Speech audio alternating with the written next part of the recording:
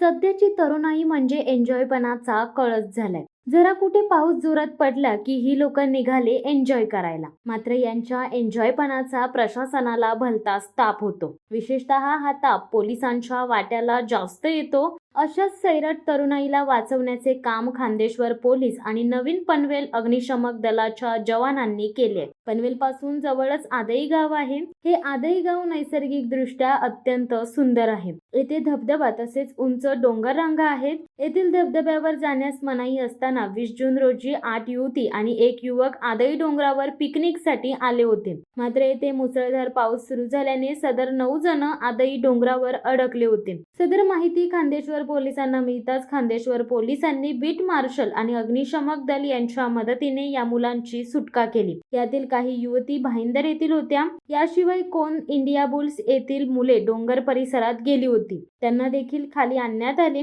मुलांना खाली आणण्याचे काम खान्देश्वर पोलीस ठाण्याचे पोलीस नाईक प्रकाश ओंबासे यांच्यासह अग्निशमक दलाचे प्रशांत कुंडलिक दरेकर, वैभव खंडागले, नवनाथ आंधळे, यंत्रचालक संतोष पड्याळ, भूषण पाटील, योगेश शिंदे, दिग्विजय धुमाळ यांनी केले.